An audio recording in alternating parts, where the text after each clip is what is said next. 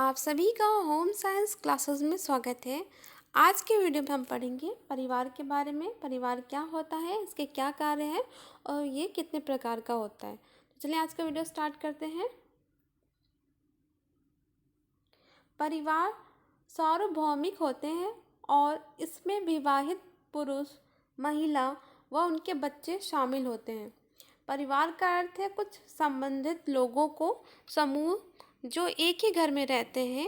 परिवार के सदस्य परिवार से जन्म, विवाह व गोद लिए जाने से संबंधित होते हैं। इससे परिवार की 3 विशेषताएं पता चलती हैं। कौन कौन सी? दंपति को विवाह करके पति पत्नी का नैतिक दर्जा प्राप्त होता है और वे शारीरिक संबंध भी स्थापित करते हैं। दूसरा, परिवार का अर्थ है कि इसके सभी सदस्यों के लिए एक ही आवासीय स्थान होता है। निसंदेह ऐसा ही देखा गया है कि कभी कभी परिवार के एक या अधिक सदस्यों को अस्थायी रूप से काम के लिए घर से दूर भी रहना पड़ सकता है। उसी प्रकार वृद्ध माँ बाप, चाचा ताऊ और उनके बच्चे भी परिवार का हिस्सा होते हैं। ठीक है, तो एक ही घर में माँ बाप, ठीक है, उनके 2 बच्चे, चाचा ताऊ और उनके वृद्ध माँ बाप सभी एक घर में रहते हैं, वो परिवार कहलाता है। और इसमें तीसरा बात करें, परिवार में ना केवल विवाहित दंपति होते हैं बल्कि बच्चे भी होते हैं।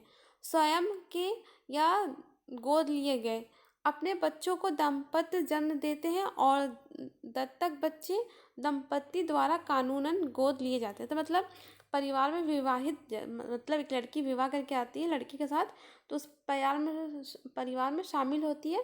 फिर उनके बच्चे होते हैं या वो भी माने जाते हैं या फिर किन्हीं बच्चों को गोद लिया जाता है कानूनी रूप से, वो भी परिवार का हिस्सा मान सकते हैं उसको भी। ठीक है,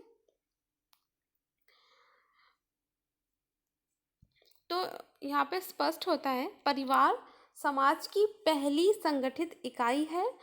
आइए अब हम परिवार के कार्यों के बारे में जानेंगे। तो परिवार क्या होता है? समाज की पहली संगठित इकाई है। ठीक है, उसको पहला इकाई माना गया है। अब बात करेंगे परिवार के कार्यों के बारे में। क्या क्या कार्य परिवार के? इनमें है यह सुरक्षा प्रदान करता है। निश्चित रूप से परिवार नवजात शिशुओं और बच्चों, किशोरों, बीमारों और बुजुर्गों की सबसे अच्छी देखभाल करता है। परिवार में ही रह के सभी की देखभाल किया जाता है। यह अपने सदस्यों को एक ऐसा भावनात्मक आधार देता है जो अन्यथा संभव नहीं है। इस प्रकार की भावना बच्चों के स्वस्थ विकास के लिए अपरिहार्य है। दरअसल परिवार एक प्राथमिक समूह है जो सदस्यों के बीच एक अंतरंगता व स्नेह के स्वतंत्र प्रदर्शन की आज्ञा देता है। तो परिवार में ये रह के एक बच्चे का स्वस्थ उसको वातावरण मिलता है जिससे वो बहुत कुछ सीखता है, ठीक है, और समझता है। यह अपने सदस्यों को शिक्षित करता है जो पारिवारिक परिवेश में जीवन जीना सीखते हैं। बच्चों को समाज के नियम सिखाते हैं और यह भी कि अन्य लोगों के साथ किस प्रकार मेलजोल रखना है, बुजुर्गों के प्रति आदर व उनकी आज्ञा का पालन करना, ये सब बच्चे कहाँ से सीखते हैं? परिवार से ही सीखते हैं। यह आर्थिक सुरक्षा प्रदान करता है। परिवार के प्रत्येक जो सदस्य होते हैं आधारभूत जरूरतें जैसे भोजन, आवास, कपड़ा उपलब्ध कराया जाता है। वे घर के कार्य व जिम्मेदारियों में हाथ बटाते हैं। तो कोई लोग जो घर से बाहर जाते कमा के लाते हैं और जो घर में रहते हैं वो घर की जिम्मेदारियों को उठाते हैं। या मनोरंजन का स्रोत भी परिवार प्रसन्नता का स्रोत हो सकता है। ठीक है, जहाँ सब लोग मिलकर एकजुट होकर बातचीत करते हैं और खेल करते हैं वहाँ पे। ये सारे परिवार के कार्य हैं।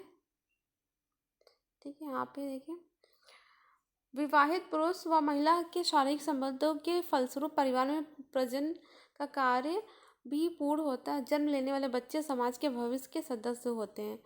तो आप यहाँ पे देख सकते हैं परिवार के क्या क्या कार्य होते हैं। अब बात करें परिवार के प्रकार के बारे में, तो परिवार 2 प्रकार के होते हैं, संयुक्त परिवार और एकल परिवार। तो हमारे देश में एक इकाई के रूप में परिवार का बहुत महत्व माना जाता है। भारतीय परिवेश बहुधा स्थिर व बाल केंद्रित होते हैं। आइए नहीं जानते हैं दोनों संयुक्त तथा एकल परिवारों की क्या क्या विशेषताएं होती हैं। तो जो संयुक्त परिवार होता है तो उसमें क्या होते हैं? माँ बाप, उनके 2 बच्चे, ठीक है, माँ बाप के भी माँ बाप मतलब दादा दादी बच्चों के, ठीक है, चाचा चाची, ये सारे मिलजुल के एक ही साथ एक ही घर में रहते हैं, वो होता है हमारा संयुक्त परिवार। और एकल परिवार आपको पता है, वो विवाहित जोड़ा, उनके 2 बच्चे, ये एकल परिवार होता है जो छोटे समूह का परिवार होता है। ये हमारा आ गया संयुक्त परिवार। इसमें देखिए दादा दादी, माता पिता, बच्चे, भाई बहन सारे एक साथ रहते हैं। सभी छत के नीचे रहते हैं। सभी सदस्यों की साझी रसोई होती है। सभी सदस्य परिवार की संपत्ति के हिस्सेदार होते हैं। संयुक्त परिवार का सबसे बड़ा पुरुष परिवार का वित्त संचालन करता है, वह संपत्ति देखता है, यानी परिवार का खर्च एक ही वित्त स्रोत से होता है, मतलब एक ही जगह पूरा पैसा आता है, फिर वहीं से जहाँ भी खर्च होता है वहाँ से सब लोगों को वो पैसा देता है। सभी सदस्य पारिवारिक घटनाओं, त्योहारों और धार्मिक उत्सवों में एक साथ शामिल होते हैं, ठीक है, एक साथ सब मिलकर मनाते हैं।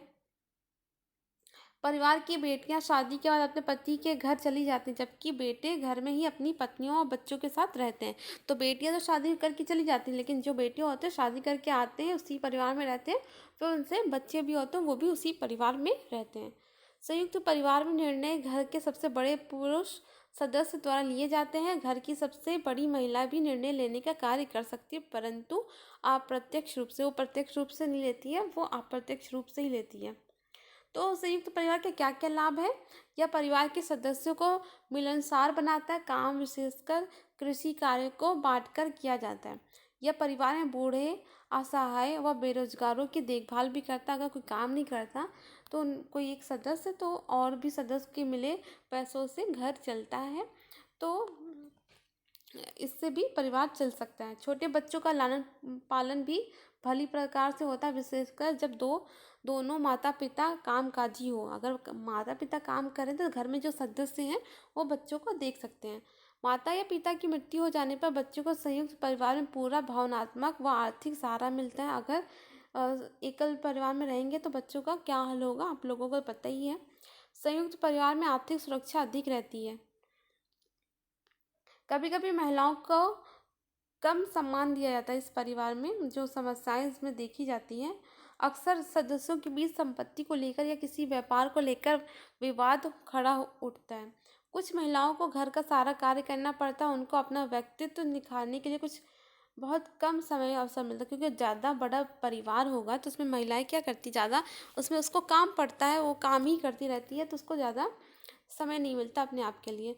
एकल परिवार में तो माता पिता और उसके 2 बच्चे होते हैं, एकल परिवार। और उसके लाभ क्या क्या है देखा जाए तो एकल परिवार के सदस्य साधारणतः अधिक आत्मनिर्भर होते हैं और वे आत्मविश्वास से भरे हुए व किसी भी काम में पहल करने में सक्षम होते हैं। एक परिवार में बच्चों को स्वयं निर्णय लेने के लिए उत्साहित किया जाता है, जिससे उसका आत्मविश्वास बढ़ता है। सदस्यों के बीच गहरा भावनात्मक लगाव विकसित होता है। ऐसा अधिक एकांत व आपसी मेल मिलाप के अवसर मिलने के कारण संभव होता है, जो एकल परिवार में भली भांति उपलब्ध होते हैं, ठीक है। उसकी समस्याएं देख लें कौन कौन सी है। एकल परिवार में नवविवाहित दंपति को किसी बुजुर्ग का सहारा नहीं होता है।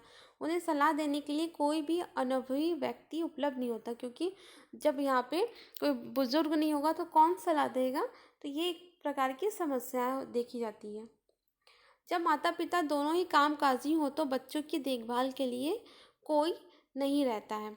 बुरे समय में परिवार को अधिक आर्थिक व भावनात्मक सहारा नहीं मिलता है। जब बुरा समय आएगा तो कोई और तो होता नहीं, तो उसी परिवार में तो आर्थिक और भावनात्मक दोनों सहारा उन परिवार को नहीं मिल पाता है। एकल परिवार में सामंजस्य मिलजुल कर काम करना व सहयोग के मूल्य मुश्किल से ही सीखने को मिलता है। तो जो मिलजुल के कार्य करना वो हम संयुक्त परिवार में ही सीख सकते हैं सभी सदस्यों के साथ। एकल परिवार में ये सीखना मुश्किल है। तो ये हमारा टॉपिक पूरा हो गया कंप्लीट, ठीक है। अगर वीडियो पसंद आया तो प्लीज़ वीडियो को लाइक करें, शेयर करें और चैनल को सब्सक्राइब करें।